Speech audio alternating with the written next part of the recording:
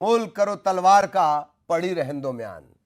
लेकिन अब बयान ही इंपॉर्टेंट हो, चलिए देख लीजिए। सबसे पहले बात उस मुद्दे की जो इस वक्त धार्मिक और सामाजिक गलियारों में चर्चा का विषय है। इटावा में गैर ब्राह्मण कथावाचकों से मारपीट की घटना ने तूल पकड़ लिया।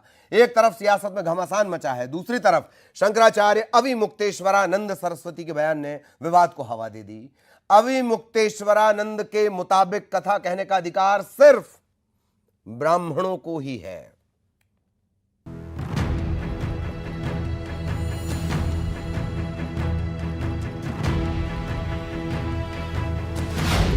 क्या सिर्फ ब्राह्मणों को है कथा वाचन का अधिकार?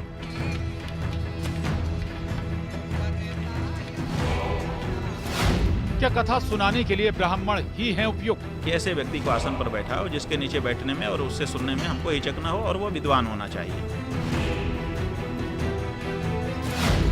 क्या ब्राह्मण के अलावा कोई नहीं सुना सकता कथा?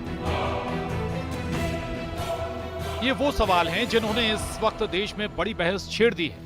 और ये सवाल खड़े हुए हैं इटावा में गैर ब्राह्मण कथावाचकों के साथ हुए दुर्व्यवहार के बाद। इटावा में कथावाचक मुकुटमणि और संत कुमार यादव को कथित रूप से ब्राह्मण बनकर कथा करने पर अपमानित होना पड़ा।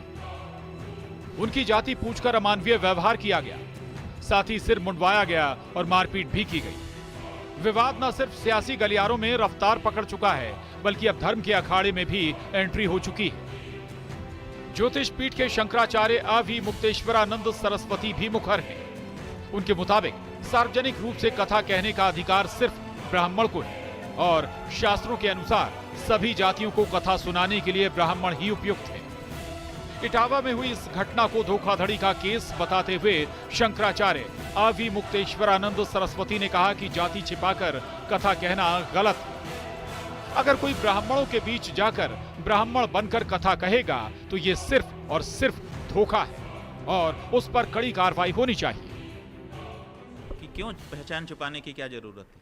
जिनकी कथा आप कह रहे हो, व्यास जी, उन्होंने अपनी पहचान छुपाई, राम ने अपनी पहचान छुपाई, कृष्ण ने अपनी पहचान छुपाई, च्यवन ने, वशिष्ठ ने, पराशर ने, किसी ने अपनी पहचान छुपाई। सबने बाल्मीकि नारद घट जोनी, निज निज मुखनी कही निज होनी।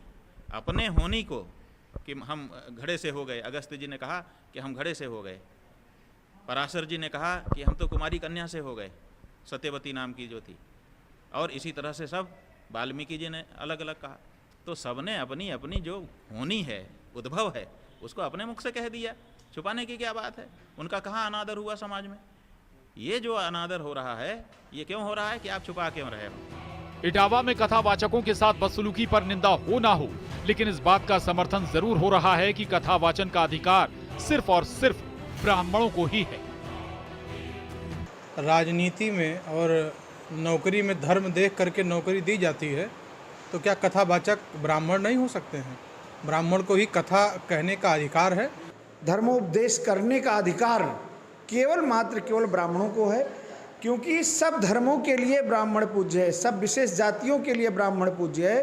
तो निश्चित रूप से किसी को भी, किसी अन्य जाति के लोगों को सार्वजनिक मंच पर बैठ करके धर्मोपदेश करना सर्वार्थ अनुचित है। भागवत के हिसाब से देखा जाए तो भागवत जी में स्पष्ट लिखा है कि विरक्त, वैष्णव और ब्राह्मण जो होगा वही सार्वजनिक स्थल पर बैठ कर कथा। तात्पर्य यह है कि सार्वजनिक सर्व लोग को, जाति विशेष से कोई भी कथा श्रवण करा सकता है, लेकिन सर्वजलीय सर्व समाज को एकत्रित करके उसके ऊपर बैठ कर कथा करना, मतलब ये ब्राह्मणों का ही अधिकार है।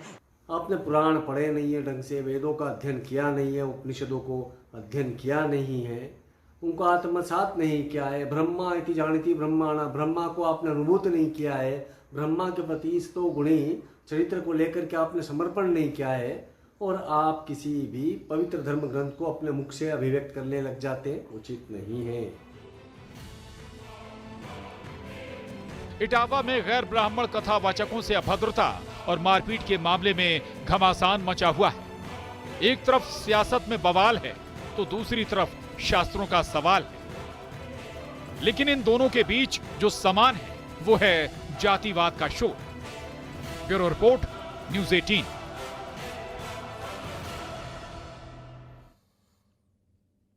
और वाराणसी से उपेंद्र द्विवेदी इस वक्त हमारे साथ जुड़े हुए हैं, उज्जैन से अजय पटवा हमारे साथ जुड़े हुए हैं, भोपाल से रमाकांत हमारे साथ जुड़े हुए हैं। लेकिन सबसे पहले वाराणसी लिए चलेंगे।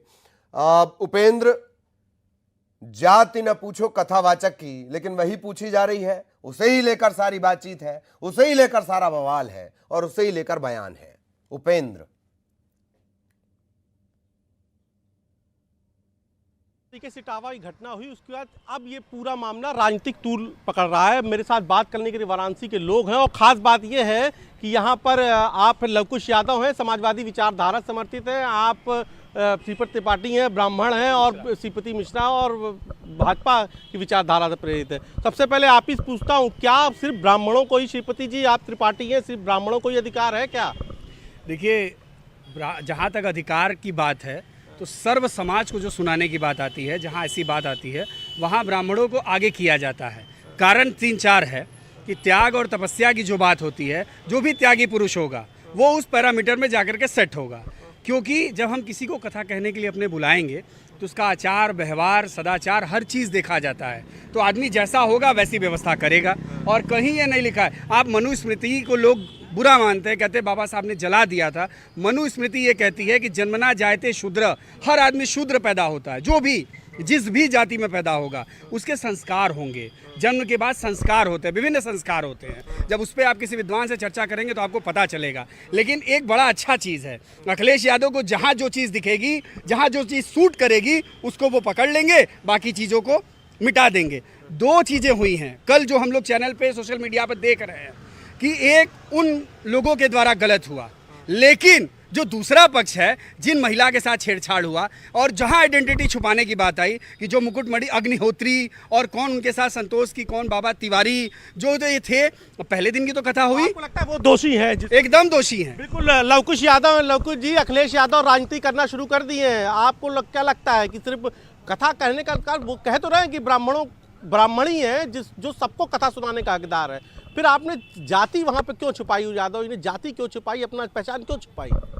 जाति अगर छुपाना होता तो भारतीय जनता पार्टी देश में जाति जनगणना तो करा रही है, इसीलिए तो जाति जनगणना होगा, आपको बताना पड़ेगा। और इस विषय पे माननीय राष्ट्रीय अध्यक्ष जी ने प्रदेश कार्यालय में स्पष्ट करके प्रेस वार्ता किए हैं। अभी आज आधे घंटा पहले गोरखपुर में माता प्रसाद पांडे जी, जो उत्तर प्रदेश विधानसभा के विपक्ष के नेता हैं, उनके ऊपर भारतीय जनता पार्टी के गुंडों के द्वारा जानलेवा हमला किया गया, उनका शीशा फोड़ दिया गया। जो बताए जो वायु सीढ़ी सुरक्षा में हो उसके ऊपर हमला कर देंगे आप। तत्काल सरकार उनको Z+ सुरक्षा दे। और माता प्रसाद, अगर बात माता प्रसाद की नहीं है, यहाँ इटावा की, अब आप फिर जाति जोड़ने लगे। यही तो आरोप लग रहा है कि अखिलेश यादव, आपकी पार्टी अब इसको राजनीतिक तूल दे रही है। क्यों भाई? वहां पर सवाल उठ रहा है कि उन्होंने जाति क्यों छुपाई? अपनी कथा कर रहे थे, वो पहले बुद्ध की कथा कहते थे, अब राम की कथा कह रहे हैं। चलिए अच्छी बात, राम की ओर जाति क्यों छुपा रहे थे? यही तो श्रीपति कह रहे हैं कि जाति क्यों छुपा रहे थे? जाति यादव को पहले बताना चाहिए कि उनको किस जाति में रखेंगे। जो कथावाचक थे उनको ब्राह्मण रखेंगे कि यादव रखेंगे? और अभी अखिलेश यादव जनगणना करा दें, उन दोनों रिश्तेदारों को कहाँ रखेंगे? ये अखिलेश को बताना चाहिए कि वो ब्राह्मण है कि यादव है और किस जाति में रखेंगे। आप घर की बात कर रहे थे, क्या करेंगे घर पे कथा? मैं ये कह रहा था कि उन्हीं लोगों को, जिन लोगों के साथ ये घटना तथाकथित बताई जा रही है और जिनके लिए अखिलेश यादव के मन में प्रेम उमड़ रहा है, उनको अपने घर बुलाएं। और डिंपल यादव के साथ उपेंद्र, दरअसल 2 और जगहों से हमारे साथ सहयोगी जुड़े हुए हैं, आप प्लीज बने रहें, कोशिश होगी दोबारा आपके पास आए। भोपाल लिए चलते हैं। रमाकांत, किस तरह के रिएक्शन इस पूरे घटनाक्रम पर? जी ललित, मैं सीधे लोगों से ही पूछ लेता है कि किस तरह से इस पूरे घटना को आप देखते हैं कि जाति न पूछो कथावाचक की, लेकिन अब जरूरी हो गया है। ये जो हुआ बहुत गलत हुआ है। जो ये देश सनातनी है और जो ब्रह्मा जी ने बनाया, 4 ब्रह्म बनाया था, इसलिए बनाया था ब्राह्मण छात्र जो सबका अलग रख दिए गए थे। अब ये झूठ बोल के, पाखंड बोल के कि पंडित बन जाए, पंडित कभी नहीं बन सकते। आपको ज्ञान है, आप टेंट लगाए खूब ज्ञान दो, लेकिन कथा पाठ में मत बैठिए। नहीं, सबसे ज़्यादा पाप के भागी आप ही होंगे, वो नहीं होंगे। सिर्फ कथा ही नहीं, महिलाओं से अभद्रता भी की गई और उसकी उन्हें सजा भी मिली। देखिए, वर्ण व्यवस्था का यदि आप ध्यान नहीं रखेंगे तो आप तो पाप कर ही रहे हैं, लेकिन जो लोग आपकी कथा और आपके पंडाल में आ रहे हैं वो लोग भी उतने ही भागीदार हैं आपके पाप के, जितना कि आप व्यासपीठ पे बैठ रहे हैं। व्यासपीठ पे हमारे वर्ण के हिसाब से ब्राह्मण, क्षत्रिय, वैश्य, शूद्र जो 4 वर्ण बनाए, उसमें ब्राह्मण का ही काम है कि व्यासपीठ पे वो बैठ सकता है। किसी अन्य का यदि आदमी बैठता है तो उसको मर्यादा का ध्यान रखना चाहिए। जो भी उन्होंने किया है वो गलत किया है। हमारे साथ और भी लोग हैं, हम उनसे पूछेंगे। ब्राह्मण बन के कथा वाचने आए, फिर यादव निकले और उनके बाद पिटाई हुई, उनकी महिलाओं से अभद्रता भी की। रमाकांत, तो एक कहीं ना सवाल। कहीं एक आपराधिक प्रवृत्ति के व्यक्ति थे वो। और हाँ बिल्कुल अपराधी प्रवृत्ति के ही व्यक्ति थे वो। अगर किसी के पास ज्ञान है, पांडित्य को उसने हासिल किया है, तो फिर ऐतराज क्यों है? ये एक सवाल आया। रमाकांत प्लीज। ज्ञान है उस चीज का तो उसको लाभ भी मिलना चाहिए। अगर मान लीजिए किसी के पास ज्ञान है और उसने पंडिताई की पढ़ाई की है, शास्त्री की डिग्री ली हुई है और ज्ञान भी है और वो दे भी रहा है, तो इसमें ऐतराज क्यों होना चाहिए? नहीं, विद्वान आदमी के लिए कोई ऐतराज नहीं है। अगर वो वाकई विद्वान है तो वो कर सकता है, ऐसा कुछ नहीं है। लेकिन मर्यादा का ध्यान यदि नहीं रखा जाएगा तो फिर गलत है ना। यदि मर्यादा आप नहीं रख रहे हो तो फिर काहे का ज्ञान है? आप ज्ञानी नहीं कहलाओगे, आप निकृष्ट आदमी कहलाएंगे आप। लेकिन जिस तरह का लोगों का साफ तौर पर कहना है कि मर्यादा का ख्याल नहीं रखा गया, आपने ज्ञान तो लिया लेकिन अभद्रता कर गए, क्या सोचते हैं आप इस घटना को लेकर? पूरी अभद्रता की गई ये गलत है, अभद्रता की गई ये गलत है, क्योंकि क्या है, सनातनी होने के नाते सबको ब्राह्मण और जो शूद्र सर ने बताया जैसा कि वो चीज़ होना आवश्यक है और कथावाचक का सम्मान करना चाहिए। लेकिन बदसलूकी जो महिलाओं के साथ हुई बहुत गलत है, उसकी घोर निंदा करता हूँ मैं। क्या कथा वाचने वाला ब्राह्मण ही होना चाहिए, कोई और भी कर सकता है? देखिए, ज्ञान ज्ञानी है तो अपना ज्ञान दे सकता है, लेकिन इस तरह की जो हरकत इन्होंने की है ये दंडनीय नहीं है। पहचान भी छुपाई, जाति भी छुपाई और उसके बाद आप अभद्रता भी कर रहे हैं। नहीं, ये दोषी है, गलत है ये चीज़। आपराधिक प्रवृत्ति के भी पाए गए। बिल्कुल बिल्कुल गलत है ये। देखिए ललित, लोगों का साफ तौर पर कहना है कि अगर आप पहचान छुपाकर, जाति छुपाकर फिर किस तरह की पंडिताई आप दिखा रहे हैं, फिर किस तरह आप कथावाचक अपने आप को बताना चाह रहे हैं। और भी लोग हैं हमारे साथ, हम उनसे भी बात करेंगे। क्या इस तरह से चीज़ें छुपाकर ब्राह्मणों के कर्तव्यों का पालन करना और फिर फंस जाना या लोगों को धोखा देना, कैसा मानते हैं? देखिए, सबसे पहले जय श्री राम सभी को। और मेरा तो साफ मानना है, ज्ञान तो कोई भी दे सकता है, लेकिन हमारे जो सनातन धर्म में बताया गया है शास्त्रों के द्वारा, तो उसमें यही बताया गया है कि कथा एक ब्राह्मण को ही करना चाहिए। अगर कोई इस तरीके से छिपा के अपना कोई ज्ञान देना चाहता है, चलिए एक बार जरा बाबा महाकाल की नगरी भी चलते हैं। अजय हमारे साथ बहुत देर से बने हुए हैं। अजय, क्या कुछ रिएक्शन इस घटनाक्रम को लेकर उज्जैनी से? ये देखिए, उत्तर प्रदेश के इटावा में जो कथा को लेकर जो विवाद खड़ा हुआ है और जिसमें अभिमुक्तेश्वरानंद जी महाराज के द्वारा जो कहा गया है कि कथा पढ़ने का अधिकार सिर्फ ब्राह्मणों को होना चाहिए। हमारे साथ में कुछ लोग हैं, उनसे बात करेंगे कि अभिमुक्तेश्वरानंद जी महाराज ने कहा है कि कथा पढ़ने का अधिकार सिर्फ ब्राह्मणों को है, तो क्या लगता है कि सिर्फ ब्राह्मण ही कथा कर सकते हैं? जी देखिए, जिस तरह से इतने बड़े ज्ञानी लोग और ब्राह्मण समाज का जैसे उन्होंने बताया कि सिर्फ ब्राह्मण समाज के लोग पढ़ सकते हैं, तो ऐसा नहीं है। अगर इस तरह के लोग हिंदुओं को अलग अलग समाजों में बांट देंगे, छोटा बड़ा अगर बता देंगे, तो क्या हिंदू समाज एक हो सकता है? इसी तरह से हिंदू समाज बटा हुआ है, इसी के कारण लव जिहाद बढ़ता जा रहा है। और अब मेरे को ऐसा लगता है कि ऐसे लोगों को इनका निष्कासन करना चाहिए जो इस तरह के बयान देते हैं कि सिर्फ ब्राह्मण समाज पढ़ सकता। हर वो ज्ञानी आदमी पढ़ सकता है जिसने अपनी पढ़ाई करी हो, या गुरुकुल से पढ़ाई करी हो, या स्कूल से या कॉलेज से जो शिक्षा लिए, वो हर ज्ञानी पढ़ सकता है।